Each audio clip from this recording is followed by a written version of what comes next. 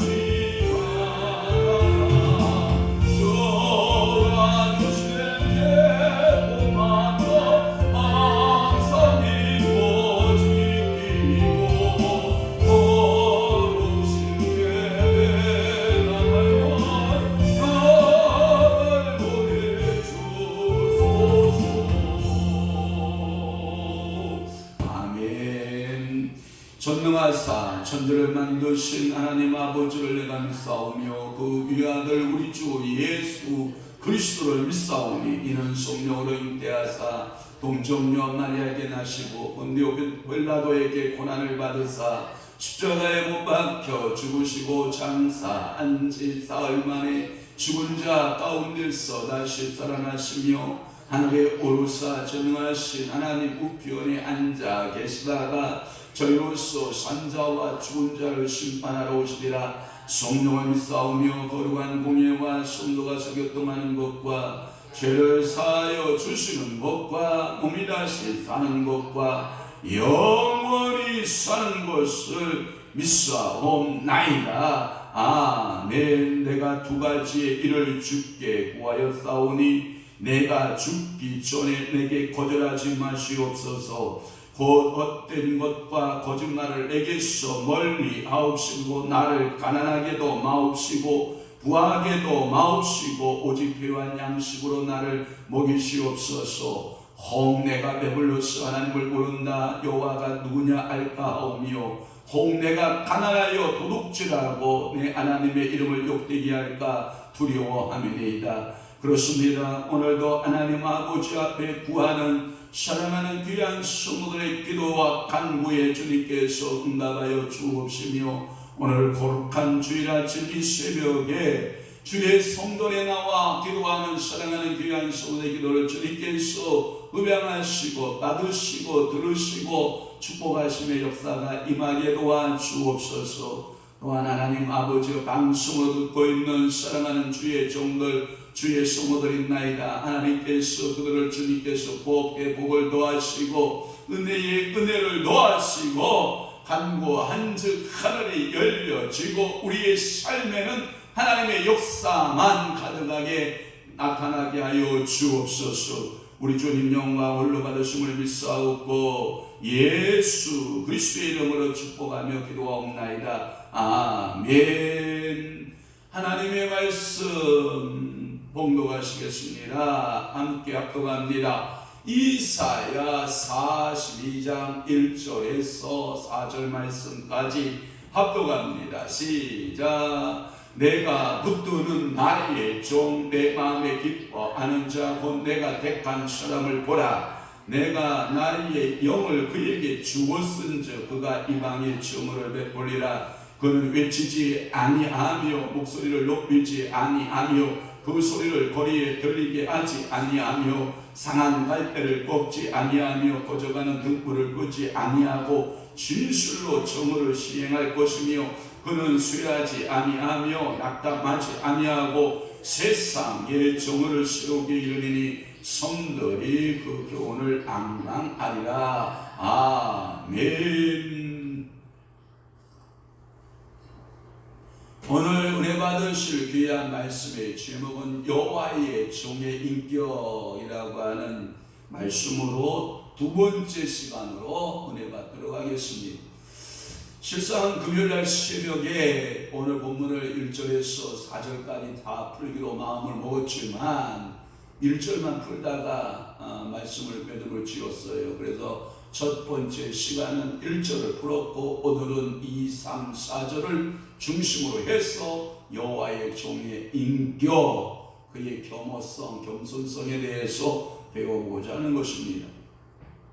금요일에 안 나오신 분들이 있었으니까 제가 줄을 긋도록 하겠습니다. 1절 말씀에 보면 내가 붙드는 나의 종이라고 하는 말씀에 줄 긋고요. 보라 줄 긋고요. 2절에 그는 미치지 아니하며 줄 긋으시고 3절에 상한 갈대를 꺾지 아니하며 꺼져가는 등불을 끄지 아니하고 여러분 줄 긋으시고 그 다음에 4절에 보면 쇠하지 거기에 말씀에 쇠하지 아니하며 낙담 그 다음에 낙담, 그 다음에 정의, 그 다음에 성들 줄을 보시기를 바랍니다.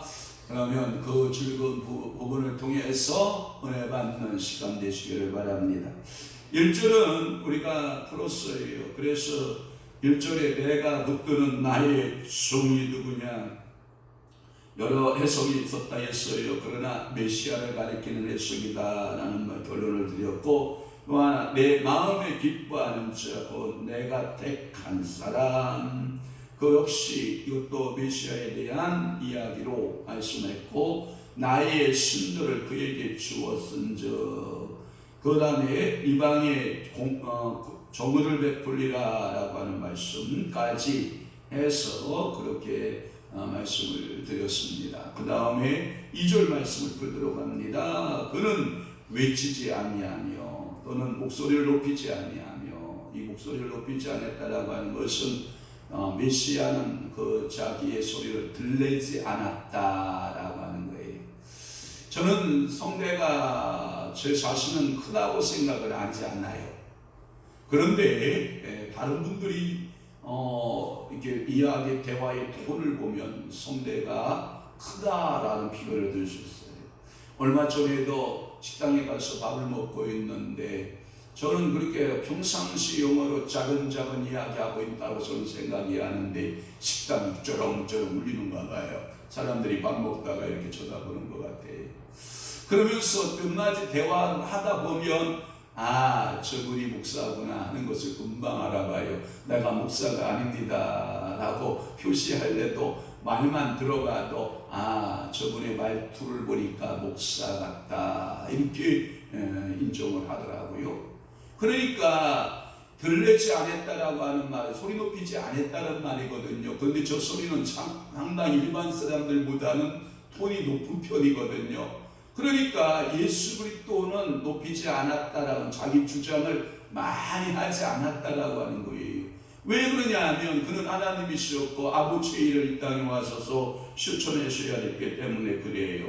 그래서 메시아의 복음을 전하는 방법이 뭐냐? 외치지 아니했다. 그는 외치지 아니하고 목소리를 높이지 아니했다. 그 소리를 거리에 들리게 하지 아니했다. 그러면 메시아의 성품이 얼마나 온유하고 겸손하게 복음을 전하는지 알아요. 여러분 그러나 구약의 세례요한적 요소를 여러분 아세요? 보라 광야에서 외치는 자의 소리가 있어 라고 할 때 세례요한을 말하거든요. 그러면 그 외치는 자의 모습이 없고 세례요한은 또 하나 그는 소리를 높여서 보라 세상 주를 지고 가는 뭐라고요? 하나님의 어린 양을 보라 라고 할 때 Behold 라고 하는 그래서 요한복음 1장 29절에 그렇게 그는 미쳤다라고 하는 거죠. 보라 세상 저를 지고 가는 하나님의 어린 양을 보라라고 신랑의 불러위는 미쳤지만 신랑은 조용히 오셔서 그 신랑의 권위가 있기 때문에 그는 미칠 필요도 없고 그는 목소리를 높일 필요도 없고 그 소리를 거리에 들리게 할 필요가 있다 없다? 없다라고 하는 거예요. 메시아의 복음을 전파하는 방법이다. 그것은 공속에서 소리를 내지 않습니다. 알렉산더라고 하는 신학자는 그렇게 말씀했어요. 그는 어떠한 공속에서 소리 내지 않아요. 다시 말해서 빌라도의 앞에서도 예수 그리스도는 소리 높이지 않아요. 그리고 여러분 안디바 또는 가야바 법정 앞에서도 예수 그리스도는 소리를 높이지 않아요. 그리고 십자가상에 달리시면서도 그 십자가상에서 몇 마디를 남기셔요? 7마디를 남기셔요. 그는 소리를 높이지 않아요. 그는 외치지 않아요. 그는 거리에 들리도록 외치지 않아요. 옆에 달리고 있는 그 강도와 함께 즐거운 대화를 나눠요. 그때 그 강도의 고백, 신앙 고백이 당신의 나라에 이를 때에 나를 기억하소서 라고 말할 때 네가 나와 함께 오늘날 있을 것이다 라고 말씀하시고, 또 하나 십자가상 밑에서 울고 있는 당신의 어머니 마리아를 향하여서는 뭐라고 말씀하시냐면 보라 내 어머니라. 누구를 향하여 눈빛을 주고 그렇게 말씀하시냐 하면 요한을 향하여, 그죠, 젊은 요한을 향하여 눈빛을 주면서 보라 내 어머니로다. 그 말의 의미는 뭐냐면 나는 이렇게 먼저 가지만 요한아 내 어머니 마리아를 부탁한다 라고 하는, 그는 어느 곳에서 미치거나 소리를 높이거나 그는 고함치지 않았다라고 하는 거예요. 그는 정치가나 침략자들처럼 공중 앞에서 고함치지 않으시고 집에서 하는 소리와 같이 조용하게 복음을 전파하셨다라고 하는. 여러분 주경학자 중에서 벵겔이라고 하는 주경학자가 있거든요. 그 벵겔 주석 신약 부분에 보면 마태복음 12장 19절 말씀을 그렇게 주석하고 있거든요. 그래서 이 구약학자들 중에서 텔리치나 또는 첸이나 또는 엘리슨이나 여러 가지 그 여러 종류의 학자들이 있고 신약의 학자들이 있는데 그 중에 하나가 한국에 소개된 여러 학자들 가운데 핸드릭슨이라고 하는 사람과 또는 벵겔이라고 하는 그 신약학자. 그래서 이들의 주석에 의하면 그는 정치가가 아니었다.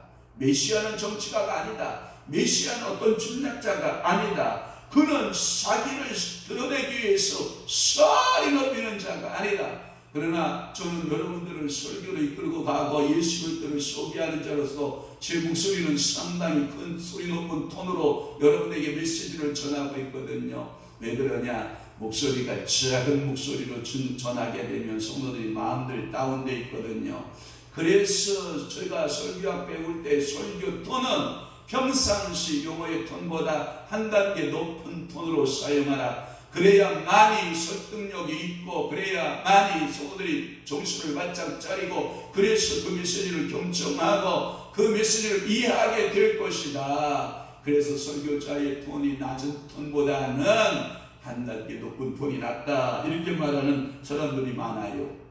그리스도의 이와 같이 성격적인 면에서 찾아보면 조용한 성격이었을 것이다. 그리고 예수 그리스도 메시아는 겸손한 자세에서 복음서에 보면 도처에서 그의 성격들을 잘 말해주고 있다라고 하는 거예요.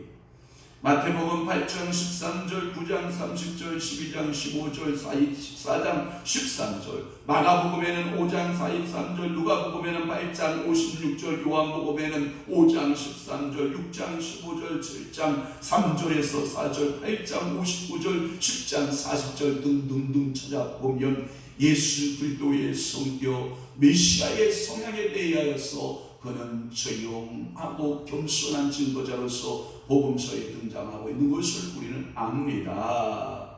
또 하나 3절 말씀에 그 메시아는 어떤 사역을 하냐? 상한 갈대를 꺾지 아니한다, 꺼져가는 등불을 끄지 아니한다 라고 하는 두 가지 표현을 말씀하고 있어요. 물론 36장 6절 말씀에 보면 야 이스라엘 유다 백성들아 너희는 상한 갈대를 의지하지 마라 라고 하는 말씀이 있어요. 이사야 선지자가 상한 갈대라고 할 때 뭘 했냐면 당시에 초인류국가를 이루었던 최강대국이었던 어떤 나라냐면 애굽이라고 하는 나라예요. 아수르가 침공해 오면 우리는 거대한 군사력을 얻다 요청을 한다. 애굽에다 요청을 해서 애굽의 군사를 데려다가 이 강력한 아수르 군대를 막으면 된다. 그런 애굽을 의지하지 말라, 세상을 의지하지 말라, 이렇게 이사야 선지자를 외치고 있어요. 한번 볼까요? 자, 이사야 36장 6절 시작. 보라 네가 애굽을 믿는도다. 그것은 상한 갈대 지팡이와 같은 것이라. 사람이 그것을 의지하면 손이 찔리리니 애굽 왕 바로는 그를 믿는 모든 자에게 이와 같으리라. 그러니까 애굽 의지하지 말라는 뜻이에요. 전능하신 하나님을 의지하라는 뜻이에요. 그런데 또 구약에서 이 갈대를 말할 때에는 연약한 것을 가리켜서 갈대라 이렇게 말해요. 요란계시상 14장 15절, 에스겔 26장 6절에 보면 상하여 꺾여오려는 연약한 인생들을 가리켜서 갈대. 그런데 그 갈대, 상한 갈대마저도 꺾는다 안 꺾는다? 안 꺾는다. 그래서 그리스도는 그 상한 갈대를 감싸주시고 회복시켜주시는 이 메시아의 모습을 말해요. 자, 열왕기상 14장 15절 시작. 여호와께서 이스라엘을 쳐서 물에서 흔들리는 갈대같이 되게 하시고 이스라엘을 그의 조상들에게 주신 이 좋은 땅에서 뽑아 그들을 강 너머로 흩으시리니 그들이 아세라 상을 만들어 여호와를 진노하게 하였습니다. 거기에 보면 물에서 흔들리는 뭐로 표현되어 있다? 갈대다. 여러분 철학자 가운데 여러분 파스칼이라고 하는 철학자 여러분 아시나요? 인간은 생각하는 갈대와 같다. 인간의 마음이 고정되지 않는다는 거예요. 바람이 동쪽으로 불면 휩쓸리고 서쪽으로 불면 휩쓸리고 바람 따라 흔들리는 것이 뭐다? 갈대와 같이 우리 인생도 뭐 같다? 갈대와 같이 흔들린다. 자, 에스겔서 26장 6절 시작. 그래 있는 그의 딸들은 칼에 치고리니 그들이 나를 여호와인 줄 알리라. 아멘.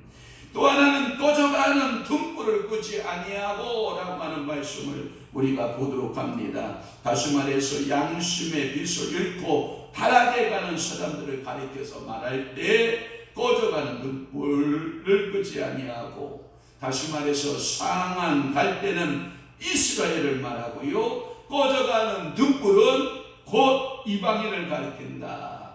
이것은 초대교부였던 여러분들이 그 초대교회 시대 때 교부였던 제롬이라고 하는 교부가 있는데 이 제롬이 그렇게 해석하고 있어요. 상한 갈대는 하늘의 힘으로 회복되고 꺼져가는 등불은 기름을 공급함으로 다시 어떻게 불꽃이 살아나는 것처럼 이렇게 상한 갈대는 하늘의 은혜, 아버지의 은혜가 필요하고 꺼져가는 등불은 기름을 공급하는 것이 필요하다. 구약의 구약학자였던 호라크라고 하는 학자가 이렇게 말하는 거예요. 그러니까 보세요. 그 상한 갈대 존재로 존재할 수 있어요? 없어요. 꺼져가는 등불 혼자 존재로 존재할 수 있어요? 없어요. 상한 갈대는 하나의 도움이 필요하고 꺼져가는 등불은 기름을 공급해 주고 주유해 주어야. 여러분들이 철로역정에 가서 벨그림 하우스에 가서 여러분들이 크리스찬이 여러 가지 사단으로부터 시험을 받잖아요. 그렇죠? 그런데 그 크리스찬이 뒤에서 그 등을 걸고 기름을 부어주는 이가 있죠. 기름을 부어주는 이 봤죠? 그 기름을 부어주는 이가 뭐예요? 성령을 항상 우리 인생에게 뭐예요? 아버지는 부어주셔야만 크리스찬이가 그 인생의 순례길을 다 해서 어디까지 갈 수 있어요? 새 예루살렘 하나님의 새 땅에 이룰 수 있는 놀라운 축복이 있는 줄로 믿습니다. 우리 사무가 저걸 다시 찾아서 띄웠는데 에스겔 29장 6절로 정정하고 있네요. 다시 시작. 애굽의 모든 주민이 내가 여호와인 줄을 알리라. 애굽은 본래 이스라엘 족속에게 갈대 지팡이다. 아멘. 수정하시기를 바랍니다. 29장 6절로 수정해 주시기를 바랍니다. 그리스도는 이런 인간들을 버리지 않고 흔들리는 갈대 같은 존재, 상한 갈대 같은 존재, 꺼져가는 등불 같은 존재를 버린다 안 버린다? 버리지 아니하시고 그는 구원하시기로 결정하셨다. 그것은 그리스도의 지상승에서 충분하게 입증되었고, 그렇죠. 그리고 오늘 본문에 진실로 정의를 시행할 것이다 라고 하는 말씀, 정의라고 하는 말이 3번 번역되어져 있죠. 그는 정의를 행하여 왔다. 1절에 정의, 3절에 정의, 4절에 정의를 3번 반복하여 그는 그 정의의 세계를 정의에 시행한다라는 말씀을 하고 있어요. 마태복음은 이렇게 말씀하고 있어요. 마태복음 12장 20절에 미래의 말씀을 인용하면서 뭐라 그러냐면 심판하여 이길 때까지 하시는 하나님이시다. 그러니까 하나님께서 이 땅에 정의를 내리실 때 끝까지 심판할 때까지 하나님께서 역사하시는 하나님이심을 믿습니다. 한번 볼까요? 상한 갈대를 꺾지 아니하며 꺼져가는 심지를 끄지 아니하기를 심판하여 얻을 때까지 이길 때까지 하는 것이 누구의 정의다? 하나님의 정의다. 아멘. 그러면 하나님께서 여러분들을 손에서 여호와의 손에서 여러분 주께서 여러분들을 놓으신다는 거예요? 놓지 않는다는 거예요? 놓지 않으신다. 비록 내가 상한 갈대와 같고 비록 내가 꺼져가는 등불 같다 할지라도 전능하신 하나님의 손에서 나를 놓는다 안 놓는다? 놓지 않으신다. 믿으시면 아멘. 그리스도는 약자를 구원하시되 무조건의 사랑으로 하시고 우리를 구원해 주신다라고 하는 거예요. 여러분 진리가 뭐냐라고 말하면 진실로 라고 할 때 진리를 말하거든요. 진실로 내가 너희에게 이르노니, 요한복음에 보면 계속해서 진실로 너희에게 이르노니, 한 번 진실로 너희에게 이르노니라는 말씀이 있고 두 번 진실로 내가 네게 명하노니 할 때 이 진실이 뭐냐면 아멘이시요 아멘이신 그 뜻이거든요. 요한복음 14장 말씀에 보면 내가 곧 길이요 진리요 라고 할 때 그 진실을 말하거든요. 그리스도 자신을 말해요. 또 하나 요한복음 18장 37절에 보면 그의 복음을 진실로 말하거든요. 또 하나 공의, 그는 심판자, 정의의 심판자라고 하는 뜻을 가지고 있거든요. 그렇습니다. 오늘도 하나님께서는 그 복음의 증언자, 진리의 증언자, 믿음의 증언자로서 진리에 속한 자는 그 음성을 듣고 사는 줄 믿습니다. 한번 볼까요? 요한복음 18장 37절 빌라도가 이르되 그러면 네가 왕이 아니냐? 예수께서 대답하시되 네 말과 같이 내가 왕이니라. 내가 이를 위하여 태어났으며 이를 위하여 세상에 왔나니 그 진리에 대하여 증언하려 함이로라. 무릇 진리에 속한 자는 내 음성을 듣느니라. 아멘. 4절로 갑니다. 4절, 즉 예수 그리스도는 이렇게 약자들을 돕고 그의 복음으로 그들을 구원하여 주신다라고 하는 것이고요. 4절에 보면 쇠하지 아니하며 낙담하지 아니하며, 쇠하지 낙담, 그 다음에 정의를 세우고 섬들이라는 말씀을 좀 풀어보면 이런 겁니다. 그는 그의 사역 수행에 있어서 쇠하지 않는다. 하나님의 나라는 쇠하지 않는다. 오늘도 여러분들이 미래의 세대에 대해서 걱정하는 한국교회에 엄청난 그 한국교회 걱정이 많아요. 왜? 주일학교가 실종하고 있거든요. 저희들이 자랐을 때 저희들이 베이비붐 마지막 세대거든요. 저희들이 자랄 때 베이비붐 마지막 시대 때 이게 주일학교는 가득 찼어요. 제가 80년도에 전도사 생활할 때에도 제가 전도지 들고 나가서 동네 한 바퀴 돌면 아이들을 20-30명씩 끌고 들어왔어요.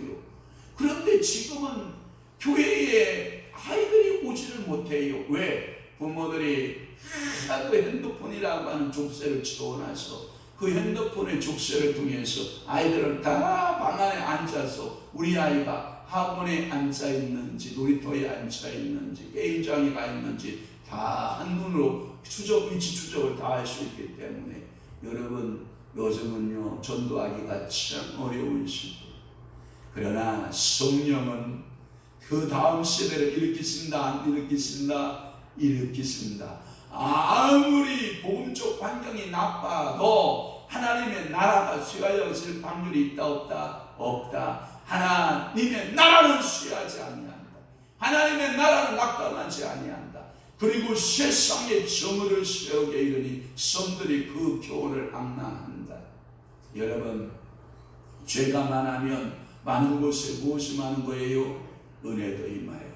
세상이 너무 깜빡하게 돌아가도 하나님의 은혜의 자리는 계속해서 하나님께서 다음 세대를 일으키는 줄로 믿습니다. 요즘에 보면요 그게 뭐냐면 정예화되는 것 같아요. 정예화. 이 정예화라는 게 뭐냐면 예전에는 어느 누구나 죽게 나오라고 해서 모두 다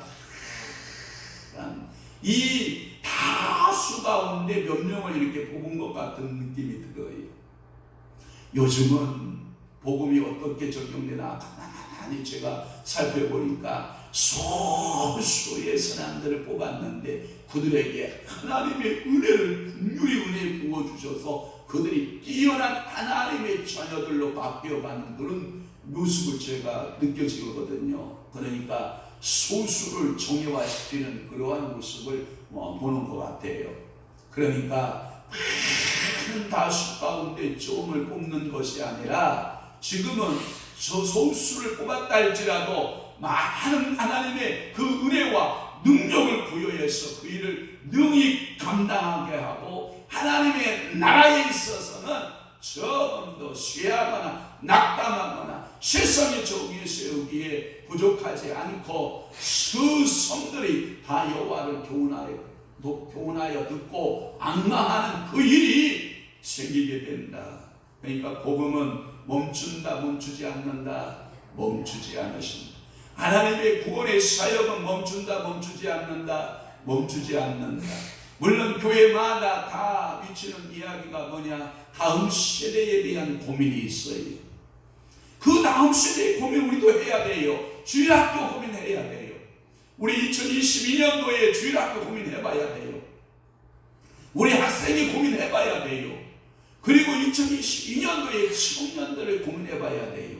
저는 지금 한 가지 희망의 줄을 잡고 있어. 그게 뭐냐?